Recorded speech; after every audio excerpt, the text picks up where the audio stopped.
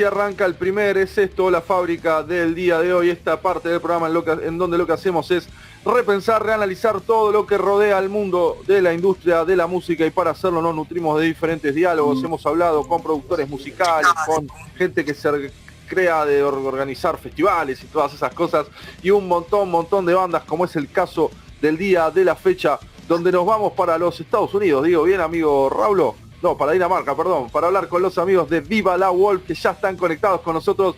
Hi, my friend, this is Manu, there is Raulo, are you listening me good? Hello. Yeah, we are here. Papá. Tiré todo el micrófono. I dropped the mic, I make a lot of mess. Okay, I'm gonna leave you with my friend Raulo. He's gonna make the same questionnaire we make all one from all the world we interview and blah, blah, blah. And later we're gonna talk about the present of Viva la Wolfe, okay? Yeah, sure. Excellent. Raulo, todo tuyo, ya están ablandados todos. Sí, perfecto. Preparadito. Manu is a big fan of this kind of music, so he's really happy to meet you. He's a... I love that voice, that voice. That kind of sound, lo que acaba de decir Manu, perfecto. We are live, we are going to start with the interview, so please tell us your full name, where are you from, and how old are you? I am Johan Roland. I'm 36. I'm Marcus Honoré. I'm 30. Excellent. I'm Christian. I'm 32. My name is Jesper and I am 28. Okay. And the last guy is at work. Yeah, his name is Rasmus. No problem. No problem. I don't know how old he is. It's okay. Alguien lo tiene que hacer. Someone has to work. It's okay. No problem with that. And can you tell us which is your first memory of you listening to music? Damn.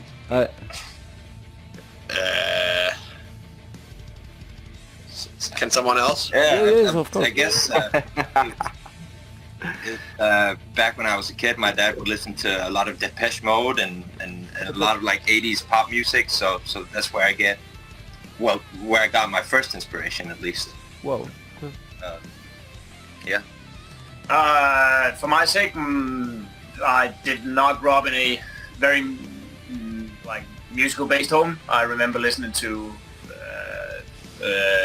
the various Danish music that my parents would occasionally play. So I guess it happened when I, at some point in grad school, came across Ozzy Osbourne and AC/DC and didn't like it at first, and yeah, long story short, somehow we ended up here. Excellent. Hello, AC/DC. I grew up listening to Bob Dylan and Pink Floyd and the Beatles. I want to talk with... I have the same problem. I don't like AC/DC too. Manu is a big fan of AC/DC and he wants to kill me, but I have the same problem. I don't hate it, but it's like... Well, I was a massive fan for many years. Still like it though, yeah, things change when you get older. You exactly. to appreciate other things, right? Exactly. That's where it started, and I kept to the more heavy genres ever since. I like the Bon Scott era. Excellent. Great voice. Yeah. And I want we make the same question to people all around the world. When you were a kid, no, which kind of people do you play with? You know, in school, they were all heavy metal, more rock friends, or not that kind of friends? I think I played a lot of different music. No, but play with people, not play the guitar. Play which kind of people do you meet when you were young? You know, in your country, in your school, that kind of things. Well, it was. I think in Denmark it's mostly pop music. Okay. That's but you know, there's a lot of rock music in Denmark as well. There's a lot of hip hop. Hip hop.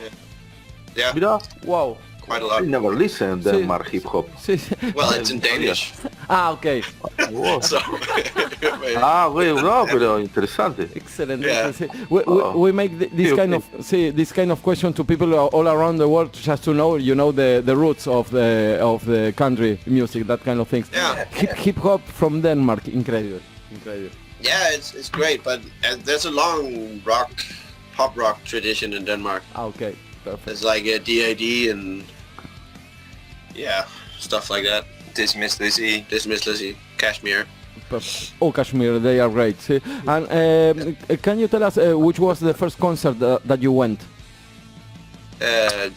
Or Actually, for me, it was AC/DC. My dad took me to AC/DC when I was about 14 years old. Really? So yeah, that was my first concert. It was an AC/DC concert. Excellent. Yeah. And for the others? How much do you like Bon Jovi? No. Well, then my first stadium concert would definitely not Bon Jovi. That was the first concert I chose myself. It's okay. Yeah. I think mine was Disneyland After Dark. DAD. Really? In No, the band is called Disneyland After Dark. but in a big place, in a small place is... No, it was a festival on an island called Samsø. It's sort of a family-friendly festival. I think I was about 5 when I saw them. Wow. I think DAD is the band I saw the most because I went to a lot of festivals. Wow. We'll like to talk about that kind of things. And you went to an island to a concert. Yeah. And that is normal in Denmark or not? In Argentina, for example, it's never happens that. Well, there's a lot of islands in Denmark. Acá A lot también. of festivals and islands. Sí. Wow. Pues. Sí. And they make big concerts too, or more small concerts? I think Samsø is, what's it like? Very large. A couple of thousand. Muy bueno, sí. And in summertime. Yeah, obviously. Okay, perfect. Yeah, no one wants to be outside in winter in Denmark. Bit too cold. Muy bueno. And can you tell us how did Viva la Wolfe begin and why you put that name to the band?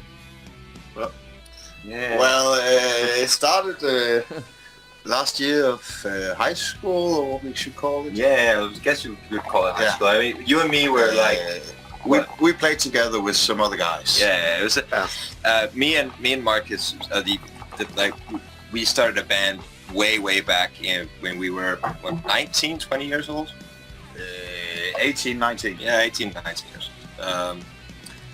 And it was a lot of different people back then, and we had a different lead singer, and we had a different bass player, and a different guitarist. So it was many years ago, and we actually started. It's like a kind of a blues rock band. We listened to a lot of Black Keys back then, and thought we wanted to make something similar, and then it evolved. Like we started listening to a lot of Alice in Chains and stuff. So it evolved from there. Yeah. Great. And how did you met the blues? It was through the radio, through where? What does the blues came in Denmark from? Well, it was, no, that was not me. I was more of like a punk rock. Okay. But yeah, definitely our inspiration came from Black Keys back then. Okay, perfect. Okay. Qué mezcla que tienen. Sí. You have a lot of mix. You talk about hip hop, AC/DC, blues, and Alice in Chains. It's incredible. Great. That is great. Sí, that is great. Sí. And and why you put that name to the band, Viva la Wolfe? Well, our old lead singer, who hasn't been in the band for 10 or 12 years or something like that, told us at some point that Pete Doherty from the Libertines had made a sketchbook, and in that sketchbook there were also kind of small phrases or lyric pieces and stuff like that, and he had read Viva la Wolfe in one of those small strips. We eventually found out that wasn't true. He made it up. From where that came, we have no clue. But we thought it sounded cool. Or at least that's how the story goes now. Perfect. Perfect. We don't know where the E comes from either. Sí, the best way to, nobody knows. It's perfect. Yeah, muy exactly. bueno. Está animado. Muy bueno. Sí. And in November of 2023, you released your first album, Prosperity. How was the recording process? It was good. It was actually a friend of ours who was the producer. He is a producer, but it was sort of he was still learning. He produced the second EP before Prosperity as well, and then we rented like a professional studio where we could stay as well as sleep. It's like a big like a big farm. Yeah, big farm, and the process was 10 days of us waking up at 8, eating breakfast, going down to the studio, recording until 11, and then going to bed. Then back to bed. Yeah. So it's 10 days of recording. A plane and plane. Wow. Yeah. Whoa. We like to record sort of close on like. Comprised. Yeah, we like to do it in a short span of time. Yeah. Because we like to stay in the same space. Sí. So that the inspiration we're in when we're recording doesn't differ too much. Claro. So it's like this is where we are right now. So that's the inspiration, and now we're recording. We don't really want to span it out over a couple of months because then maybe it's not so focused, I think. Sí. Perfect. Sí. I'm going to make a little translation for the Spanish listeners. Estamos hablando con la gente de Viva la Wolfe. Bueno, nos comentaron, están todos los integrantes menos uno que está trabajando. Nos contaron cómo era más o menos la movida en el colegio de ellos. Lo que nos escucharon, nos reconocieron que hay mucho, en Dinamarca hay mucho pop, mucho hip hop increíble. Y bueno, y la banda empezaron ellos tocando desde hace un montón de años con otras formaciones. Y bueno, fueron quedando gente. Bueno, la formación actual es la que grabó el disco, y tienen muchas influencias, nos dijeron al principio, de Black Keys y después por el blues, y después se fue modificando la banda y fueron explorando ritmos mucho más pesados hasta llegar a Alice in Chains, por ejemplo, que nombraron, y nos estaban contando cómo fue el proceso de grabación del primer disco, que encontraron un amigo que estaba estudiando para ser productor de música, alquilaron un estudio grande, 10 días en una granja en donde dijeron que estaban dormían, comían, hacían todo ahí, y tuvieron 10 días de grabación de 8 de la mañana a 11 de la noche más o menos todos los días, y lo que dice que ellos querían hacerlo de un tirón, para decirlo en argentino, de todo de una, para que la química que había, para que no se note que sea una cosa separada, que estaban enfocados 10 días en hacer eso, y eso era lo que salió de la banda en ese momento. Manu, ¿alguna pregunta? Sí, you look in a farm, the whole band, from a few days. Yeah, Prosperity. Yeah. And my question is easy to find weed in Denmark? Is it easy to find weed? Yeah, because... Yeah, quite easy. Okay. Yeah. Bueno, podríamos visitar Dinamarca, sí. amigo Raúl. Sí. Manu is making friends all over the world with that question. Oh, yeah. Well, come on. I need to know that kind of things. Yeah. You know? Excelente. Bien. Una granja, ¿no? Del orto. Increíble, sí. And I want to know... one more question. We talk about the influence from the band, and I hear a lot of stoner music in your music. You know, I heard a corrosion of conformity sound, that kind of sound. You love that kind of music or not? Oh yeah. A lot. I actually listen to Albatross. Albatross. Claro. Here. Y Loop. La corrosion, boludo. Sí, y Loop. Albatross. Yeah. Excelente. I love corrosion. Okay. Sí. Wow. Okay. Great band. Sí. I found corrosion when I heard your music, so that's very crazy. Okay. Thanks. Muy bueno, Raúl, muy bueno. Sí. And sometimes when you shout, the screamings are from Alice in Chains, no? Some kind of... Yeah, definitely. We take a lot from Alice in Chains, actually. Alice in Chains and Black Sabbath, like our main inspirations. So yeah, definitely. But Ahí why you are está el pasto, ¿no? with the t-shirt of Arctic Monkeys? Sorry, no. You know why? No. I don't want to fight, but I'm over 40 and I don't know anything about the Libertines, the Arctic Monkeys, that kind of music. I think that is the other step of Alice in Chains, or nothing at all. Why people that likes Alice in Chains like Arctic Monkeys?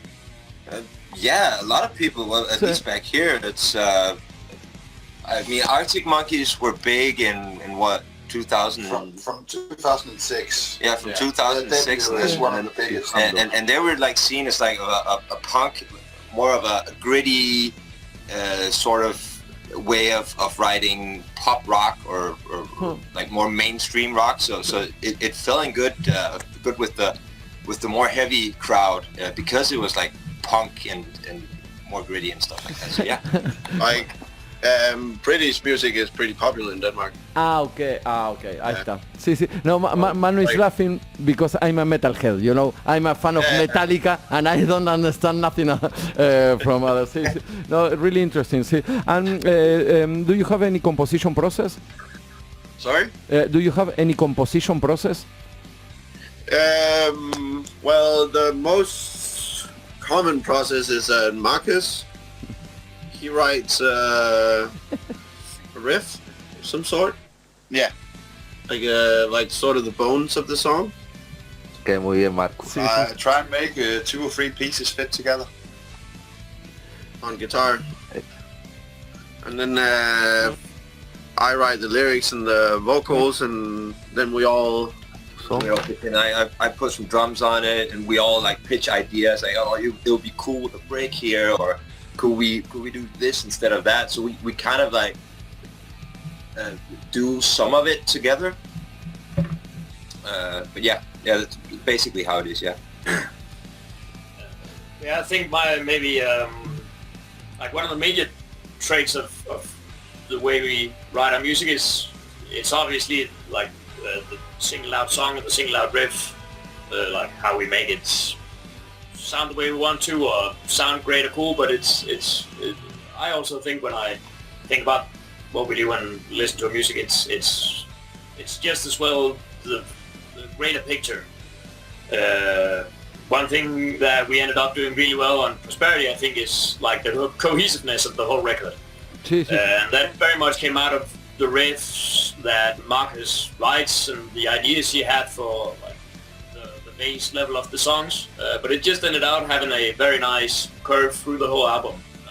Yeah, so that's another thing when we write music. We think a lot about when we put it on the album, it's going to sound like kind of like a journey instead of just individual songs.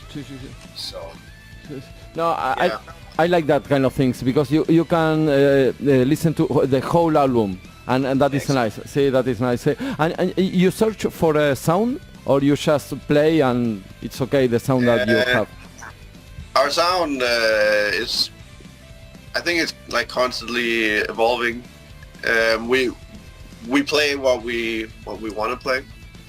Like we don't sort of pin ourselves down on a genre or a sound.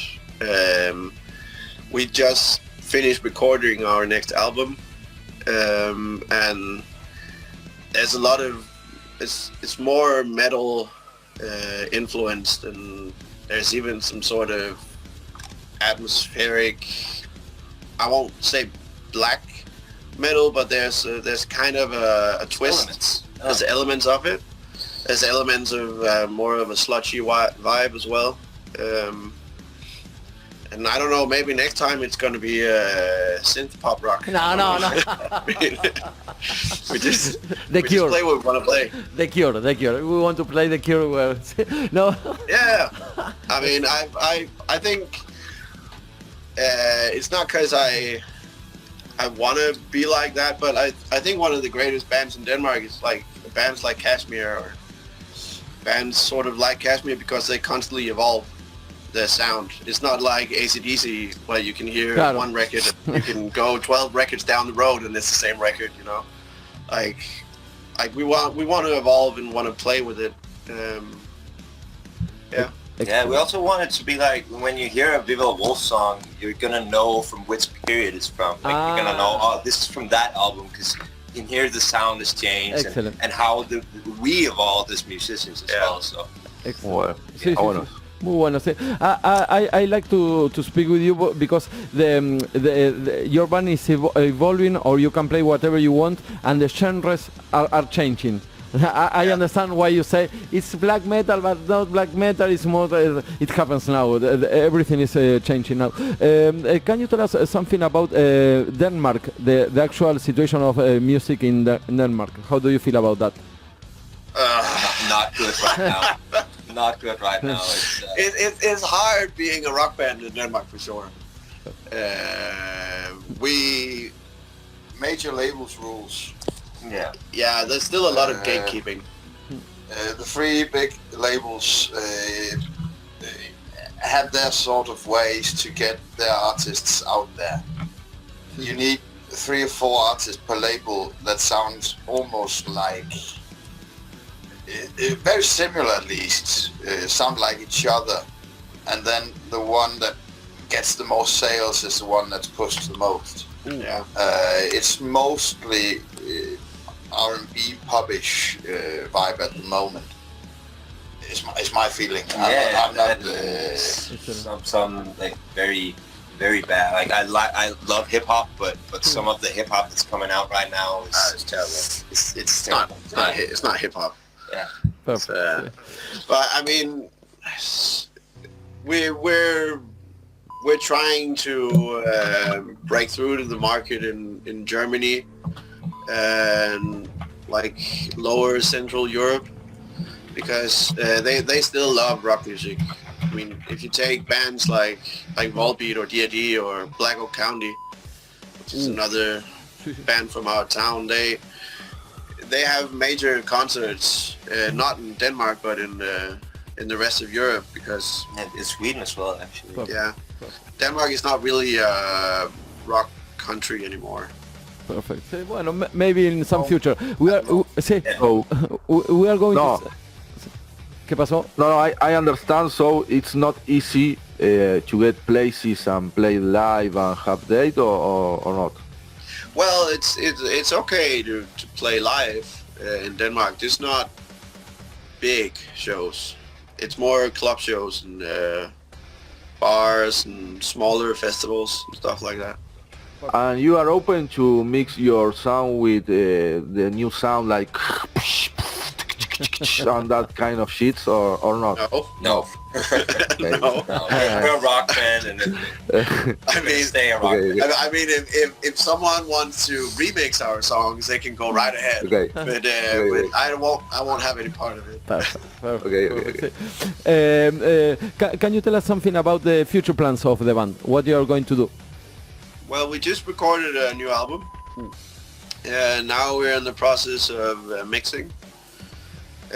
Talking back and forth with the producer. We produced at a place called Dead Rat Studio. It's the former lead singer of Hatesphere, if you know Hatesphere. And we're over the winter we're going to make 4 music videos for the 4 singles. And then we're going to release it I think March, April next year. That's we don't really have a lot of shows because we have a lot of other shit to do, you know, like mixing, and then we have to send out the CDs to I don't know how many web scenes, and you'll get one. Perfect. Of course. And yeah, people who need to I don't know. It's like what do you call that? review it. Yeah, reviewers and stuff like that. Perfect. Yeah. Yeah, that's a lot of logistics. And then hopefully a tour next year. Well, yeah. We are going to send you some links for record labels in Europe that we play some record labels that maybe you get interested. See, and you can work with them. Thanks. Of course. See. Perfect. See, it's been a pleasure to talk with you. We really enjoy. See, and you're a true music lovers. You know that is important. That is the important thing. Sí, we are happy to meet you. Manu, si te parece la última pregunta y salimos. ¿Sí? Just to finish the interview, we are going to play In the Fields. The song In the Fields is my favorite. ¿Sí? Can you tell us something? Can you tell us something about that song? Well, the song is about like religious ostracization, like being pushed out of religion because you want to believe something else. And the whole is a lot of lyrics I write is like anti-religion, and I like to play with the like religious people getting pushed out and then turning on the religion and stuff like that. Excellent. Thank you very much for your time. We really appreciate to talk with you. We keep in touch, okay? Thank you. Yeah. Bye, my friend. Así pasó a Viva la Wolfe. Gran nota, Raúl. Gran nota. Ya volvemos.